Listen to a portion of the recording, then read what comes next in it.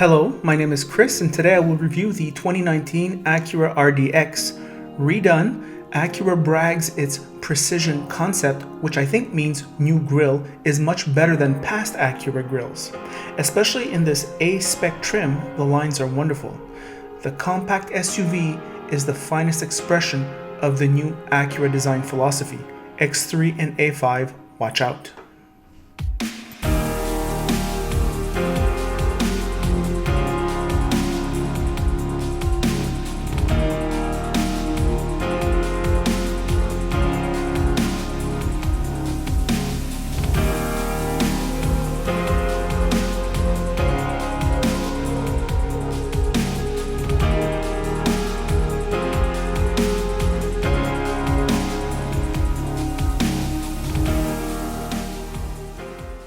Acura is the premium brand of Honda. Happily, this heritage is reflected in ample trunk space, which is practical, especially when the seats are down. Very good indeed. Sitting in back, it is super comfortable here. And this panoramic roof is standard even on the base model. Freaking awesome.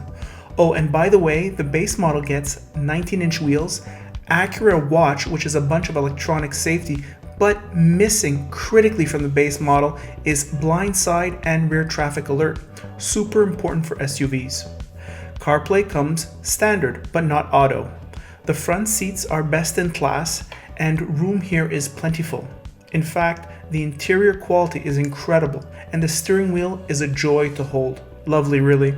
As with all Acuras, the infotainment is a mess, and Acura offers this free of charge, though the 10-inch display is large with crisp graphics and does not take your eyes off the road when you consult, which is good.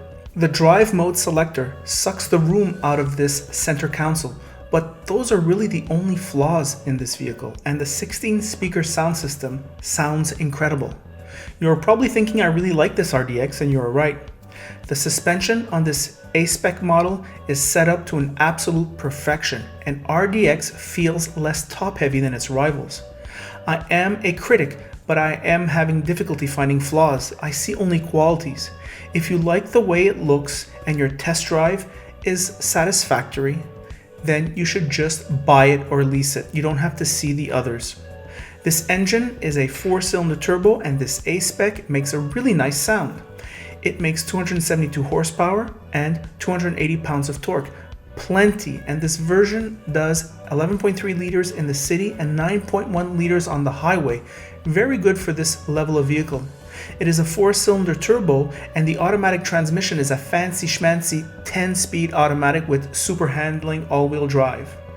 The complete package, superb. I loved it, and I don't even like SUVs.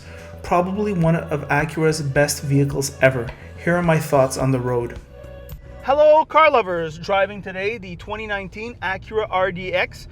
Pretty awesome. This is the A-spec model. A few things about this vehicle. I just want to start off about the styling.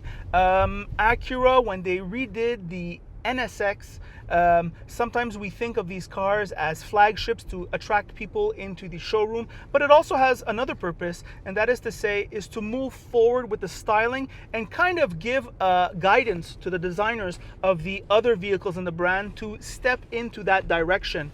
And that's a good thing, because the Acura TL, for example, in 2005, 2006, 2007 was probably the best car in the luxury compact world. I mean, it was really good. And then when they redesigned it in 2008 or 2009, in the US, sales fell 50%.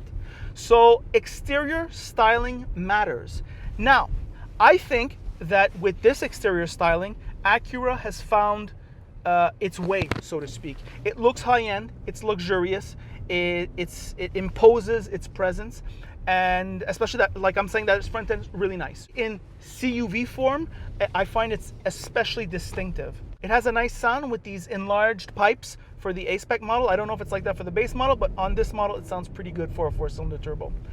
On the inside, lots of room, lots of space in back, lots of space for the rear passengers, and lots of space for the front passengers. You expect this from this kind of vehicle.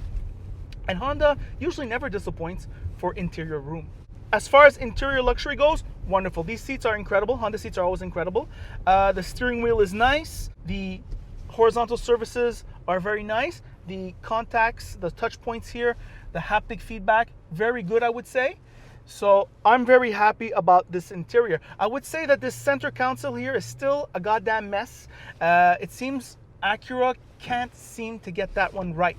At least the head unit is high up, so it doesn't take your eyes off the road when you are using it. That's a good thing. And also there are these buttons here for the climate controls. So that way if your screen gives out, you don't have to worry. You're still gonna have climate control. The suspension is sporty-ish for this kind of vehicle. However, it's not uncomfortable. I'm in comfort mode right now. Is that what it's called? Comfort mode? Yes, it is.